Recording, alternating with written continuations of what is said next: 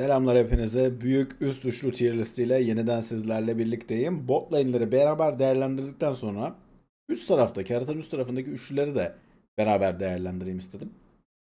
Çünkü öyle daha iyi anlattığını düşündüm aslında takımları. Tabii ki bu oyuncuları bireysel olarak da aslında bir sınıflandırmasını yaptım ve yine bugünkü listenin içerisinde de oyuncuların bireysel olarak puanları olacak. Ama bot lane'dekine benzer bir şey olsun istedim. Tabii bu listeyi yaparken bana bir aydınlanma geldi. Bir şey fark ettim. Keşfettim denmez bunu. Fark ettim. Bakayım siz de fark edecek misiniz? Videonun sonunda yorumunuzu bekliyorum. Bakalım. Ben videonun sonunda yazacağım bunu. Ama daha öncesinde fark edenler olursa benim fark ettiğim şeyi yorumlarda önceden paylaşmayı unutmayın. Hadi başlayalım. Kurallarımız aynı. Ara puanlar serbest. Yani 2.5, 2.75, 2.25 fark etmez. Onlar serbest. İki oyuncunun ortalamasına göre dedik ama 3 oyuncunun ortalamasına göre yapıyoruz. Ortalaması 2.5 ve daha aşağıda olanlar giriyor listeye. Tier 2.5'la başlayalım. Cloud9 var Tier 2.5'ta. Hem Thanatos hem Blabber hem Loki 2.5'dalar. Üçü birlikte 2.5'da oldukları için zaten buralarda kaldılar. NA'de de tekrardan yukarıları çıktı bu arada Cloud9. İkinci oldular zaten. Daha iyisi olur muydu? Olabilirdi. Biraz da ellerinden kaçırdılar aslında bence FlyQuest'te. Talon Esports var. Daha önceden siz onları isim olarak PSG Talon olarak tanıyor olabilirsiniz. Tabi PSG ile anlaşmaları bitti. O yüzden direkt olarak Talon Esports olarak devam ediyorlar yollarına. Aja 2.75 top laner olarak Karsa 2.5. Onu buralarda görmek üzücü ama buralara kadar düştü. Fofo da 2.25 ile listeye girdi. Bu arada yani Karsa'nın fotoğrafının diğerlerinden görüntü kalitesi nasıl bu kadar düşük gerçekten bilmiyorum. Aynı takımın oyuncusu halbuki bu adamlar. Diğer 2.33. Evet, aralardaki tierler çok garip olacak gerçekten. Gami Sports var burada. Top laner Kia'ya 2.5, Levi, Jungler Levi 2.25 ve orta koridor Imo 2.25 ile geliyor. Bu arada ara ara Ares'i de oynatmışlar. Bir tane daha mid laner'ları var onların ama daha çok Imo oynamış ve ben de zaten Imo'ya göre değerlendirdim. Bak yine Jungler'ın görüntü kalitesinde problem var. Demek ki o ligde sıkıntı var abi. PCS Jungler'larını sevmiyor diyebiliriz. Tabi aynı zamanda MSI'ya da katılacak Gami Esports. Onları da MSI'da izleyebilirsiniz. Ön elemeden başlıyorlar bu arada mesela. KT Roster. Onlar da Tier 2.33'teler. En garip üçlü burası. Çünkü inanılmaz fark var oyuncular arasında. Perfect 2.75, Kaz 2, BDD 1.25 ile listeye giriyor. Kaz çok iyi başlamadığı bir sezonu sonradan iyi hale getirdi. BDD olağanüstü bir sezon oynadı. Yani kış mevsiminde de fena değildi ama bahar mevsiminde uzun süredir gördüğümüz en iyi BDD'lerden birini gördük. Zaten takımı da yukarı çıkartan bir havası vardı. Ama işte yani grup bu. Bot lane'i de dün zaten değerlendirdik. Ancak bu kadar çıkartabiliyor BDD. Ama çok iyi bir mevsim geçirdiğini hatırlatmak istedim tekrardan BDD'nin. Bir diğer 2.33 takımımız G2 Esports. Broken Blade 2.25'e düştü. Daha iyi olanlardan biriydi o. Bu sezonki düşüşte yani hem kış mevsiminde hem bahar mevsimindeki düşüş devam etti. Broken Blade'de. O yüzden yerini de kaydırdık. Skumont daha buralara yeni yeni alışmaya çalışıyor. Ama onun da henüz daha en tepelere gelemediğini söylemek lazım. 2.75 ile burada Caps de 2'de ki bu sezon ya bunu ilerleyen takımları gördüğünüzde de fark edeceksiniz. Mid laner performansından memnun değilim ben. Acaba Fearless Draft'tan mı böyle oldu? Habire Azir Taliyah oynamaktan, Azir Korki oynamaktan çok mu alışmışlardı? Çok mu rahattalardı acaba bilmiyorum ama genel olarak performansı düşük. Yani mid laner'ların hepsinin tier list'teki yerleri gerilere doğru gelmiş. Çok büyük bir çoğunluğunun. Onu şimdiden söyleyeyim. Ama tabii G2'da MSI katılımcılarından biri olacak Elite'nin ikinci temsilcisi olarak. Bir diğer ekibimiz NIP Ninjas'ın Pyjamas. Onlar aslında istedikleri sonucu alamadılar. Belki de yaptıkları yatırımın sonucunu alamadılar. Ama bu arada tabii yol ortasında bir de top laner da değiştirdiler sezona. Shanji ile girmişlerdi. Sonra Solo Kill'e geçtiler. Solo Kill 2.5, Aki 2.5 ve Doinbi 2 ile buradalar. Aslında bence Doinbi daha yukarılara gidebilecek bir şey vardı ama Aki ile ilerlemek çok zor abi hakikaten. Aki çok çok büyük hatalar yapan bir oyuncu. Yani yine hata yapmak vardır. Bazı sakar oyuncular vardır mesela. Hata yaparlar falan ama Aki'nin yaptıkları gerçekten maç verici hatalar. Ve çok yapıyor bunları. O yüzden problemli zaten Aki. Bir diğer 2.33 takımımız OnePlus Phoenix, Sheer 2.25, Shadow 2.5 ve Care 2.25 ile geldi. Care ileri doğru gidiyor ya. Care'da çok arada kaldım. 2 de yapabilirdim. Çok arada kaldım. 2'nin üstüne yani pozitif yönde bir iğmesi var. Tabii Sheer da benzer bir durumda. O da üstüne koyarak devam ediyor. Zaten o da JDG yani çok erken forma şansı vermişti. Daha çok küçük yaşta zaten girmişti lige de. Potansiyel var FPX'te. Daha iyisi olabilir yaz mevsiminde onlardan. Geldik Tier 2.16'ya. LCK'den D Plus Kia var. Shiyu 2.25, Lucid 2.25, Showmaker 2 ile buraya geldiler ki Showmaker uzun yıllar boyunca Tier 1 bir adamdı ve oralarda olduğunu da biliyorduk ama bu sezonki D Plus'ın yaşadığı problemlerde en büyük pay sahiplerinden biri. Ve onun yapamadıkları veya yapmadıkları diyeyim. Çünkü bazen yapmadıkları şeklinde anlatmak lazım Showmaker'ı. Lucid'i de çok kötü etkiliyor. Lucid çok iyi bir çaylak yılı geçirdi. Bunun üzerine koyarak geldi bu yıla. Ama bahar mevsiminde geriye gitti performansı. Tabii ki burası bağlı, yani League of Legends birbirine bağlı oynanan bir oyun. Tek başınıza hiçbir şey yapamıyorsunuz ve doğal olarak Showmaker'daki bir düşüş de onun performansını etkiledi. Shio ama bence bir çaylak olarak çok hızlı buralara geldi. Daha iyisi olacaktır gibi de duruyor Shio'dan. Bir diğer 2.16 takımımız Movistar Koyi, Mervin 2.5, Elio'ya 2 ve Jojopyun 2 ile geldi. Şimdi birileri kesinlikle diyecektir. Abi Jojopyun nasıl Showmaker'la aynı tier'de, nasıl Caps'la aynı tier'de diye. Showmaker'a sorun bunu. Jojopyun'a değil. Showmaker nasıl buralara düştü diye sorabilirsiniz ama Jojopyun benim beğendiğim bir mid laner. Özellikle onun bir kere zaten hani çok deneyimli bir oyuncu değil. Daha yaşı da küçük Jojopyun'un. Hala küçük yani yaşı. 20 oldu galiba. Çok deneyimli olmamasına rağmen bir kere sorumluluk almaktan hiç çekinmeyen bir oyuncu. Ki zaten LEC playoff'larında da bunu gördük. Zaten Movistar Koyu Jojopyun'u aldığında Elio ile onun uyum sağlayabileceğinden, rahat oynayabileceklerinden de bahsetmiştik. Onu da yaptılar zaten. Tesadüfi bir LEC şampiyonluğu değildi bu. Playoff'ta da üstüne koydukları için zaten performansın. Ve özellikle Jojopyun'un aldığı sorumlulukla beraber adam 2 kere Kassadin oynadı ya. Ha, ikisi de çok uygun pozisyonda evet de. Sonuçta oynadı adam. Çekinmedi yani. Ve iyi oynadı ikisini de. Mervin de bu takımın yaratıcı oyuncusu olmasına rağmen çok zayıf bir laner ya. Yani genel olarak top lane kalitesini düşündüğümden çok zayıf bir laner. Movistar Koyu adına. Movistar Koyu da bu arada MSI temsilcilerimizden biri olacak. Elis'in birinci seed olarak geliyor MSI'ya. Bir diğer 2.16 takımımız Karmin Corp. Onlar da aslında biraz Kana'nın sırtında ilerlediler. Kana 2, Yike 2.25, Vladi 2.25 ile listeye girdi. Playoff'ta ama özellikle Vladi'nin biraz daha iyi oynasa bile de belki de Movistar Koyu'yu yeneceklerdi. Zaten Movistar Koyu'ya karşı en dengeli oyunu onlar oynadılar. En yakın oyunu da onlar oynadılar. Burada tabii Kana'nın Mervin'e kurduğu üstünlüğün de biraz avantajı var ki zaten o serinin gidişatını hatırlayın. Mervin yenilmediği anda maç kazandılar. Çünkü Vladi'den istenilen alınamıyordu. Ama bunlarla beraber Karmik Corp 2.16 ile listemizde yer aldı. Geldik Tier 2.08'e. Nongshim Red Force var burada. Kingan 2, Gideon 2, Kalix 2.25 ile burada yer buldular. Kingan'ın özellikle yani en tepedekilerin bir arkasındaki top laner olarak sezona başladığını ve buradaki rolünü çok iyi uyguladığını hatırlatmak lazım. Ama aynı zamanda Kingan'ın rolünü de farklı kullandı Nongshim Red Force.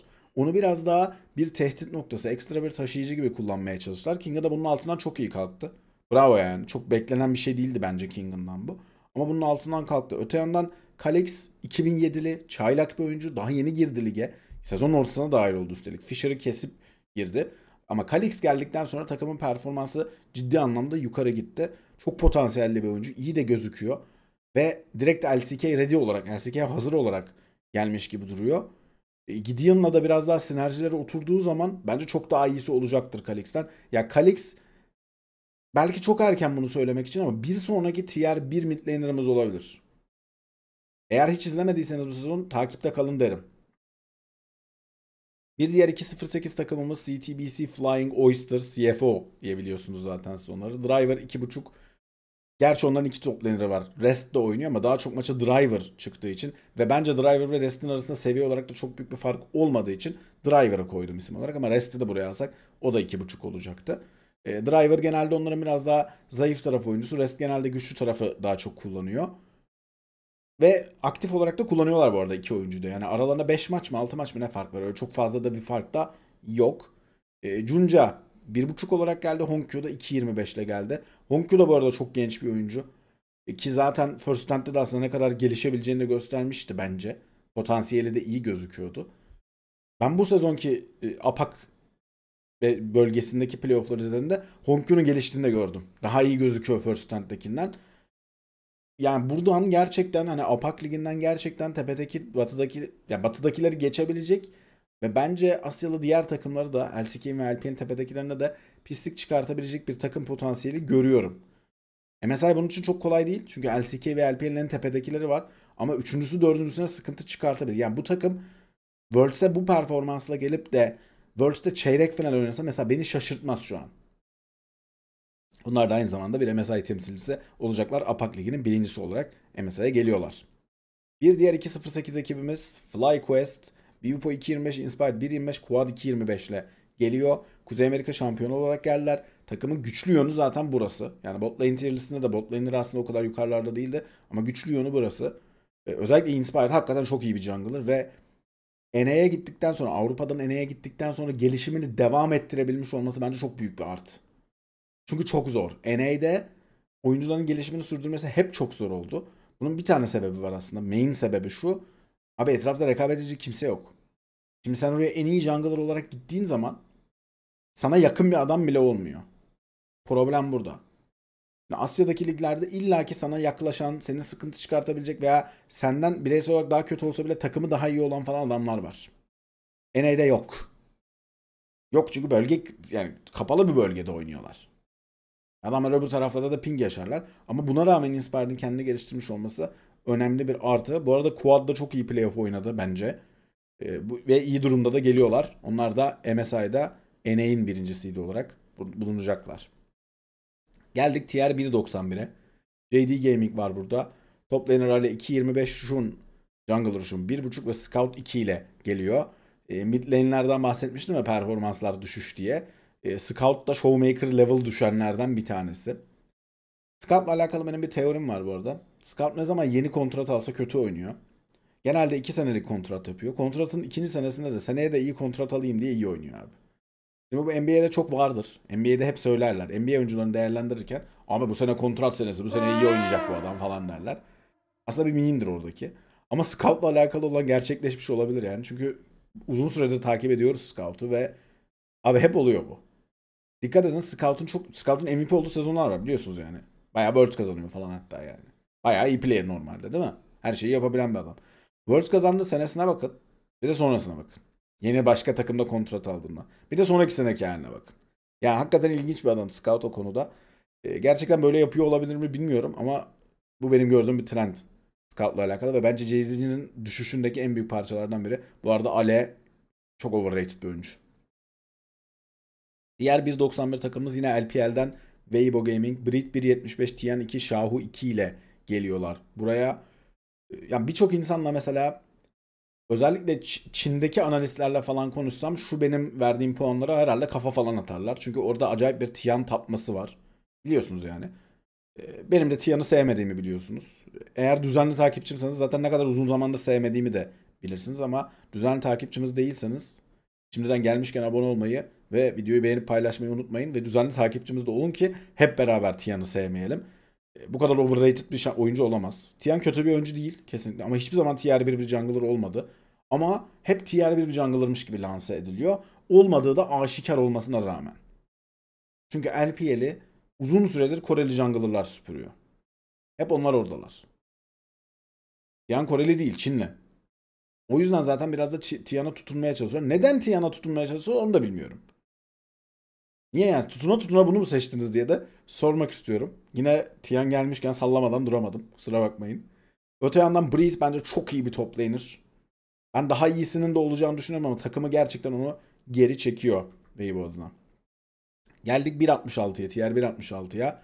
Sezonun hayal kırıklığı takımlarından biri ki First Stand'den beri de buralardalar aslında. Top Esports 369 1.5 Kana ve 1.25 Cream 2.25 ile. Burada ya 369 çok acayip bir adamsın abi. Adam 5 senedir 1.5 abi. Hatta 6 senedir falan ya. Asla yeri değişmiyor. Kıpırdatamıyoruz ya herifi. Hep burada. Ötekilerin performansı düşüyor, artıyor. Kaan emekli oluyor. Zeus piyasaya çıkıyor. Nuguri gidiyor falan. Burada adam. Çakalı duruyor ya. Tier 1.5 top laner. 369 abi. League of Legends tarihinin en tier 1.5 adamı gerçekten. Asla bir olmuyor. Asla ikiye düşmüyor. Çok acayip bir adam ya. Çok istikrarlı bir oyuncu bu arada. Bu sezon bence Top Esports'un en iyi parçalarından da biriydi. Yani bahar mevsiminde bence en iyi oyuncularından da biriydi Top Esports'un. iyi de performans gösteriyordu. Yani 1.25'e falan bir adım atar gibi oldu. Sonra rezalet bir playoff performansı. Hemen oradan bir keselim yani. Sezon çok iyi oynadım, yükselirim falan dedim maazallah. Neyse Kanavi 1.5'a düşmüştü. Tekrardan biraz daha yukarı çıktı. Biraz tabii ki ya Kanavi'nin gittiği her takımda oyun stili Kanavi üzerinden kurgulanmak zorunda. O cepte. Onu yapmak zorundasınız. Öyle bir adam çünkü Kanavi. Ha bunun karşılığında size win aldırıyor mu? Aldırıyor. Sonuçta normal sezon takım birinci bitirdi. Her ne kadar rezalet bir playoff oynasalar da. Ve bayağı rahat birinci bitirdiler. Öte yandan Cream vazgeçsin abi Top Esports Cream'den. Olmayacak bu çocuk. Bu kadar fazla oyundan kopan, oyunun içerisinde uyuyakalan bir mid laner'la oynayamazsın abi. Mid lane bu oyunun en önemli rolü. Bununla olmaz yani. Top Esports Cream'le gidemez. Bir diğer 1.66 takımımız Invictus Gaming. Dışay 1.75, CC 1.75, Rookie 1.5'la buraya geldiler. Aslında genel hani mid lane düşüşünde Rookie'nin de düşüşü var. Rookie daha yukarılarda olan bir oyuncuydu çünkü. Bunda tabii ki biraz işte şampiyon dediğim gibi hani Fearless Draft'tan etkilenmiş olabilirler. Etkilenmemeleri lazım sonuçta. Etkilenirse ben de notları düşürürüm yani bu kadar basit. Etkilenmiş olabilirler. Umarım toparlanırlar ama ben mid lane performansının daha yukarıda olmasını daha çok istiyorum. Çünkü hakikaten oyuna en çok etki edebilen rol. Özellikle pro play için. Öte yandan Dışay hala çok istikrarsız ama istikrarsızlığını biraz törpülemiş durumda. Yani 2019'daki Dışay mesela extreme level bir Dışay'dı. Ekstrem bir istikrarsızlık abidesiydi. Bayağı çoğu maçta yük oluyordu. Şu an çoğu maçta yük olmuyor. Nadiren yük oluyor. Olmuyor mu? Oluyor bu arada. Nadiren yük oluyor. Ama oluyor. Bunları yapmaya devam ediyor. Dışayı böyle kabul ediyorsunuz. Buna engel olamazsınız yani. Dışay böyle bir adam. Hep de böyle olmaya devam edecek. Öte yandan GG'ye hakikaten tekrardan hani o EDG ile aslında en iyi senesi EDG ile dünya şampiyonu olduğu sene değil bir sonraki senesiydi bence GG'nin. Tekrardan o performanslara yaklaşmış gibi duruyor. Zaten LPL'de 3. oldu Invictus. Yenemediler bir şekilde BLG'yi. En takıldıkları yer orasıydı ve ben yenemeyeceklerinden de bahsetmiştim. Ama onlarla aynı tier'deler haritanın üst üçlüsünde. Zaten bu takımla alakalı, bu iki takımla yani IG ve BLG ile alakalı konuşurken hep şunu söylüyordum ben. Invictus hiçbir zaman BLG'yi yenemeyecek. Çünkü iş bu ikisinin serisinde bot lane'e kalıyor ve bot lane'i bariz daha iyi diye BLG'nin. Ki dünkü bot lane tier listinde de bundan bahsetmiştik. Eğer izlemediyseniz, denk gelmediyseniz orada gidip izleyin. Tavsiye ederim. BLG 1000, 1.5, Bey şu an 2, Knight 1.5'la geliyor. Knight da uzun süredir mesela 1 olanlardan bir tanesiydi. Ama bu mevsim onun da mesela çok dağılıp gittiği, farkındalığını kaybettiği falan maçlar oldu. Ve herkese karşı oldu. Hani mesela işte karşına Rookie geldi, tamam mı? Senin dengin olabilecek bir adam geldi. Ona karşı kötü seri oynadın falan değil abi. Herkese karşı oldu bu. Problem bu zaten. Knight normalde öyle yoldan geçerken herhangi bir adama yenilecek bir adam değil. Kimse yenemezdi Knight'ı yani. Çok nadiren Knight'ın lane'de falan yenildiğini görürdünüz. Şimdi bu sezon çok oldu bunlar. O yüzden zaten 1.5'a düşürdüm. Yoksa hep bir adamdı yani. Öte yandan Bin normal sezonun başında özellikle bahar mevsiminin başında çok dalgalı bir performansı vardı. Sonradan toparladı performansı. İyi yere de toparladı bu arada. Ama hala şeyi hissettirmiyor. Ya bahar mevsimindeki Bin dünyanın en iyi top laner'ı olan adam değil. Şimdi Bin dünyanın en iyi top laner'ı olabilmiş bir adam. Olabilecek de bir adam. Hani bu tartışmanın içinde düzenli olan bir adam. Şu anda değil abi. Bugünkü Bin bu adam değil. Bey şu an onların yeni üyesi. Bey şu an geldikten sonra takımın performansı yukarı çıktı. Zaten ikinci de bitirdiler LPL'i. Playoff performansları da yükseldi. Hani takım da daha iyi oynamaya başladı. Ben Bey'i şu an beğeniyorum ama henüz tepedekilerden bir oyuncu değil. Gelişir mi? Belki gelişebilir bilmiyorum. Yeni bir oyuncu da değil bu arada. Bey şu an bayağıdır oynuyor çünkü. Gelişirse ne hala BLG'nin işine gelir. Ama şu an için Bey şu an Tier 2'de duruyor. BLG'de MSI'da izleyeceğiz LPL'in ikinci temsilcisi olarak. Geldik Tier 1.58'e. BLG'nin bir tık daha önündeki takıma. Ama Life Esports, Zeus 1.75, Peanut 1.75, Zeka 1.5'la buraya geldi. Sezon başında 1 olan isimlerden biriydi Zeka. Ne yazık ki o da Fearless Draft'ın veya şampiyon havuzu değişimlerinin veya oyunun değişiminin biraz gerisinde kaldı. O ritmi, tempoyu kaybetti Zeka'da yani. Hatta şöyle bir şey söyleyeyim Zeka ile alakalı. En iyi oynadığı işte Sylas'ı, Akali'yi, Yone'yi falan ki bunların hepsi şu an meta'da. Onlarla oyununu da biraz köreltti. Ya oralarda da biraz gerileme var Zeka'da. Hala tabii çok iyi bir mid laner ama şu an tier 1 gibi oynamıyor Zeka. Öte yandan Peanut hani uzun süredir diğer birlerde gezen bir adam olarak kötü bir mevsim oynadı. Şöyle söyleyeyim, Peanut dünyanın en istikrarlı oyuncularından biriydi.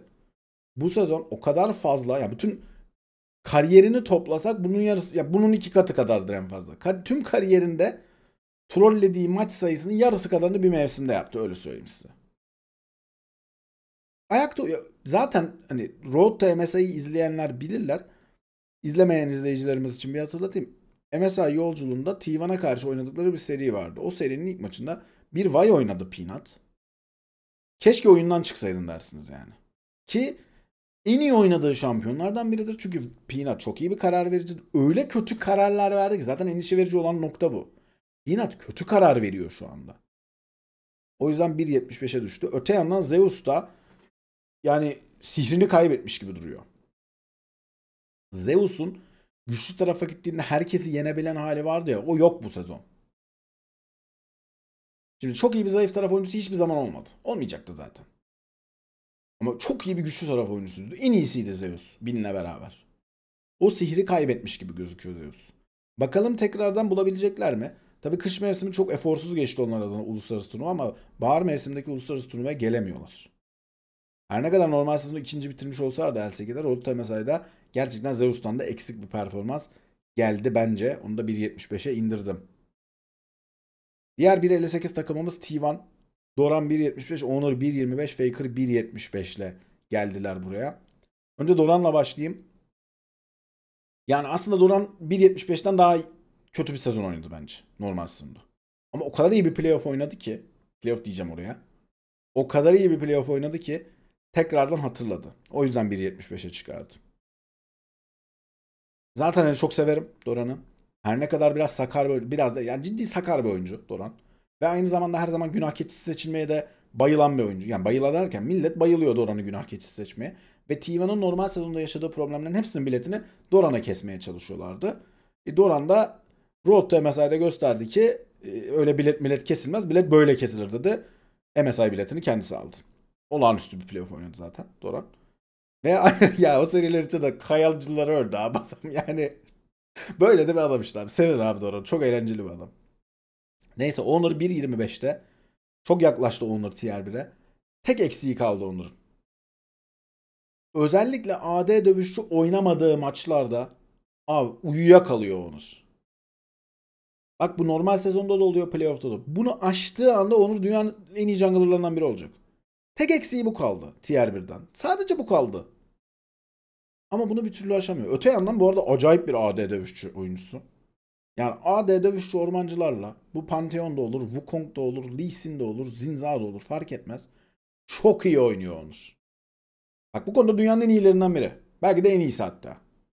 Ama o uyuyakalmaları çözmesi lazım Onur. Kalmasa çok daha iyi oyuncu. Öte yandan Reis Faker abimiz ne yazık ki çok kötü bir mevsim oynadı. Çok kötü oynadı yani. Aslında ayıp olmasın diye bir yer tier 1.75 çünkü ikilik oynadı yani. Bariz açık ara T1'ın en kötü oyuncusuydu bahar mevsiminin. Ve bahar mevsiminin tamamında öyleydi. Road to MSI'da da aynı şekilde T1'ın en kötü oyuncusuydu. Ama bu T1'ın da iyi haber.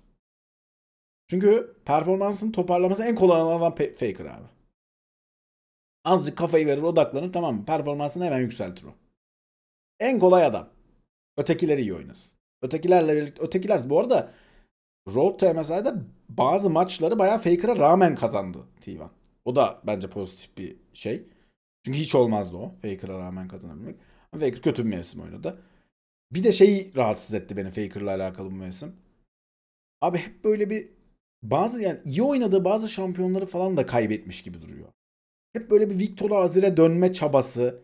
Yani bir rahat edeyim en azından şu maç bir pislik çıkmadan bitsin falan diye. Ama hiç uygun değilken alıyor falan. Hatta normal sezonda bir tane maçı vardı. Biz gene kostümde eski kostüm yaparken şey yapmıştık. İzleyenler, hatırlayanlar vardır belki. Hatırlayanlar yorumlarda paylaşsın. İğrenç bir Victor Pick'i vardı. 5 dakikada 6 kere mi, yani 5 dakikada 6 kere değil de yani. Oyun dakika 20'de mi ne bitti zaten. Öyle çok erken bir lose aldılar. 6 kere mi 7 kere mi ne öldü midlane. Her genki falan yedi. Öyle bir maç oynamıştı mesela. Hakikaten hiç yakışmayan bir mevsimdi bence Faker'a. Ama olur abi. Bu kadar uzun kariyerde böyle dönemler olur. Onlar da MSI'da LCK'in ikinci seed olarak bulunacaklar. Geldik Tier 1.33'e. Animals Legend. Yani şöyle söyleyeyim. Ben bu takımla alakalı sezonun başında şunu söyledim. Shanks level atlarsa bu takım Worlds'te bile aday olur dedim. La bak sezonun başı kadrolar kurulduğunda söyledim ben bu cümleyi. Atlayamazsa ellerinde patlayacak bir kadro ve gidip birileri Tarzan'ı satın alır dedim takımdan. Shanks level atladı. Daha ne atlasın abi? Herif 1.75'e geldi ya. Daha ne atlayabilir yani? Daha bunun üstüne çıkabilmesi için zaten üstüne çıkarsa Worlds kazanacaklar yani. Ya buraya kadar atlayabildi adam. Atlayacağını atladı Shanks. Eline sağlık, çok da iyi bir mevsim oynadı. Oraya kadar da geldi. Çünkü öbür iki malzeme zaten Flandre 1.25, Tarzan 1'de.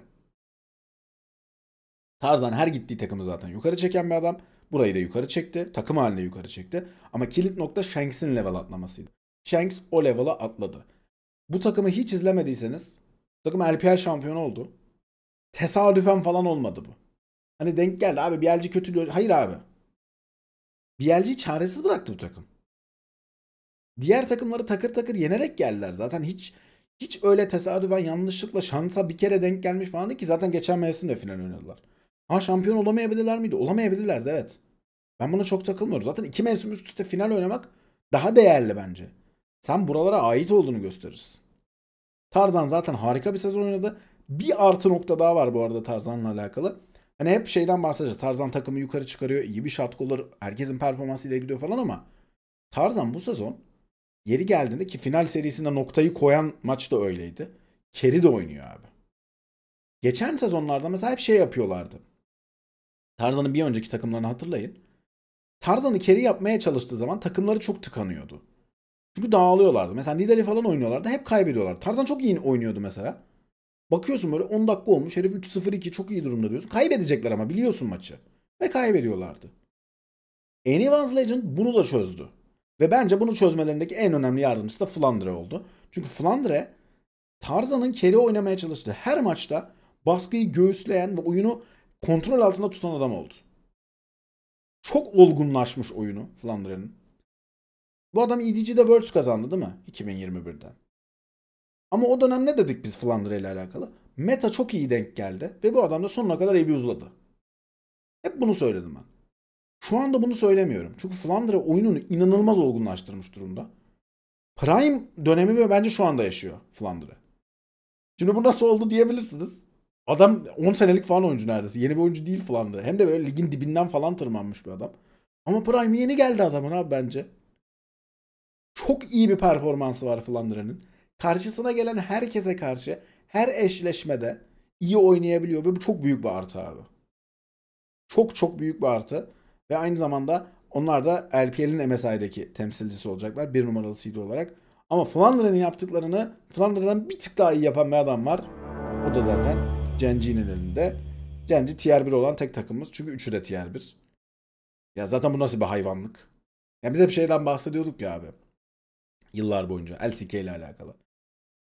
Chovy gelmeden önce ya şu Keen ile Ruler bir yan yana gelsin. Chovy geldikten sonra şu Chovy ile Ruler, şu Keen ile Chovy bir yan yana. Şimdi üçü yan yana gelince zaten böyle bir şey. Normal bir sezon oynadı bu arada Genji. Tabii ki aralarda oyun kaybettiler ama sezonun totaline baktığınız zaman bahar mevsiminde 18 tane seri oynadılar. 18'ini de kazandılar. Road to MSI'de bir tane seri oynadılar. Best of 5 onu da kazandılar. Hepsini kazandı aslında Genji. Bütün serilerinin. Ve bu üçlü yüzünden oluyor bu. Her şey var çünkü. Canyon bence kariyerinin en zayıf mevsimlerinden birini oynadı. Ben Tier 1'den düşürmeye çok yakındım. Genji'yi. Yani Canyon'ı daha doğrusu. Tier 1'den düşürmeye çok yakındım. Ama lazım olan yerde gene performansı arttırmayı biliyor abi Canyon. Biraz rölantide oynadı normal sezonu. Çünkü ne gerek var abi kasmana? Makine gibi mid laner'ın var. Her şeyi oynuyor adam. Her şeyi oynuyor. Yani Road to MSI'da acayip bir yerde bir TF oynadı ve kitledi, komple yok etti. Tak diye Zoe oynadı. Oyun oynayamadı Amma Life. Ve bu adamın normalde tanındığı şampiyonlar değil bunlar. Normalde metada öncelikli şampiyonlar da değil. Top laner'ına bakıyorsun. Canyon'sın şu anda. Top laner'a bakıyorsun. Lan karşısına Zeus gelmiş adam. Her maç yeniyor abi herif Zeus'u. Matchup falan fark etmiyor. Tank veriyorsun yeniyor. Carry matchup'ı veriyorsun yeniyor. Counter veriyorsun yeniyor. Her şeyi yeniyor yani adam. Böyle bir ortamda Kenya'nın hayatı tabii ki kolay olur. Kenya tabii ki ara ara ya bu maçta biraz efor harcamadan oynayayım der abi. O yüzden kötü maçlar oldu. Hala tier 1 jungler bu arada Kenya.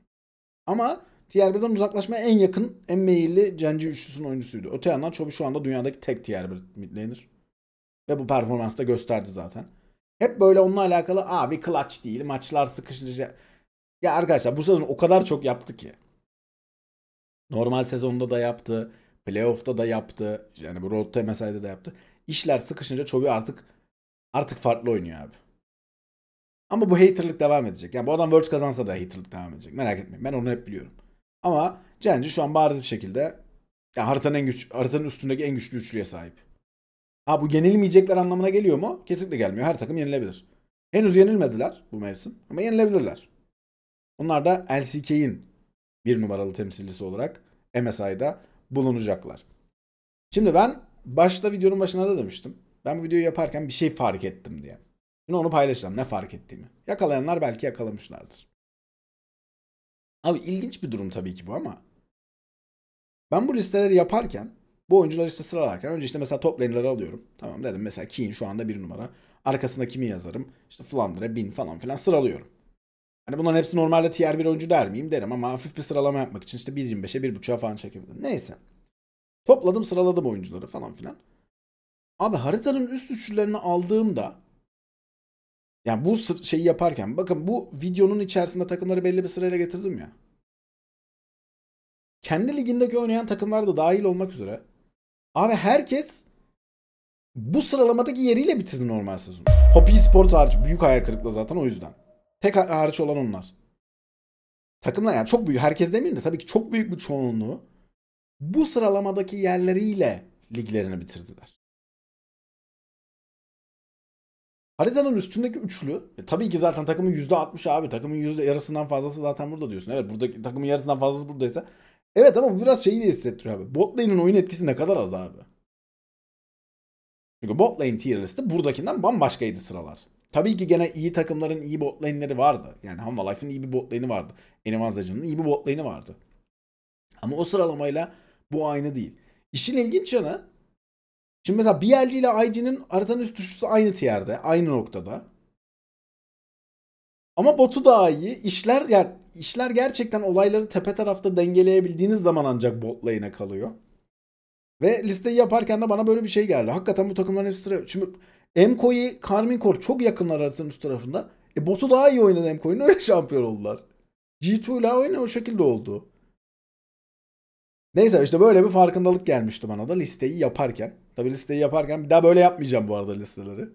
Çünkü yapma kısmı çok uzun oldu benim için. Hepsini topla böl falan filan tekrardan sırala zor oldu benim için. Biraz daha zor oldu ama farklı bir konsept oldu. Umarım siz de beğenmişsinizdir. Umarım siz de eğlenmişsinizdir. Önümüzdeki hafta MSI başlıyor 27 Haziran'da. MSI'de şimdiden görüşmek üzere. Tabii ki MSI ile alakalı bir iki tane daha içeriğimiz olacak. Çünkü ilerleyen haftalar yani gelecek hafta gelecek yama direkt olarak MSI'yi etkileyecek. Orada da aktif olarak kullanılacak yamada. O yüzden mesela bir sonraki şampiyon listemiz diğer direkt olarak MSI ile alakalı olabilir. Diyelim ve videonun sonuna gelelim. Teşekkür ederim izlediğiniz için. Gelmişken abone olmayı, beğenmeyi ve paylaşmayı unutmayın. Sonraki videomuzda görüşmek dileğiyle. Kendinize çok iyi bakın. Hoşçakalın.